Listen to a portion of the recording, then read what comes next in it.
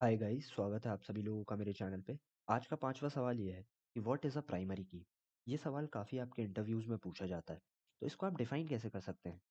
तो आप इसको ऐसे डिफाइन करेंगे कि प्राइमरी की कुछ भी नहीं, एक एट्रीब्यूट है जो कि एक रिकॉर्ड को एक यूनिकनेस देता है। मैं आपको इसको सरल भाषा में समझाता हूँ। जैसे कि मान लेते हैं कि हमारे पास एक टेबल है जो कि स्टूडेंट्स का है। अब यहाँ पे दो स्टूडेंट्स हो सकते हैं जिनका नाम होगा अमन और दूसरे का भी होगा अमन। लेकिन अगर हम इसे डेटाबेस से फेच करने की कोशिश करेंगे अमन नाम से, तो ये दोनों ही आ जाने वाले हैं। अगर हमें इनको यूनिकनेस देनी होती असल ज़िंदगी में, तो हम करते क्या? हम इनको एक रोल नंबर दे देते। हमारा जो रोल नंबर होगा, इसको हमने 1 दे दिया, इसको हमने 2 दे दिया।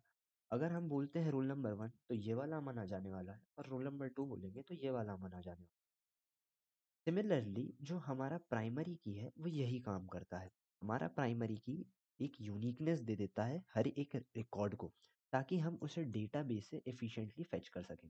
अब इसकी कुछ प्रॉपर्टीज होती हैं, जैसे कि अगर आपने कोई भी प्राइमरी की वैल्यू दे रखी है तो वो रिपीट नहीं कर सकती।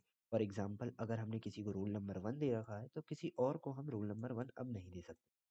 वहीं पे इसकी एक और प्रॉपर्टी ये होती है कि अगर हमने किसी भी एंटिटी को प्राइमरी की बना दिया है, तो वो नल वैल्यू नहीं हो सकती। वहाँ पे कुछ ना कुछ वैल्यू होना ज़रूरी है।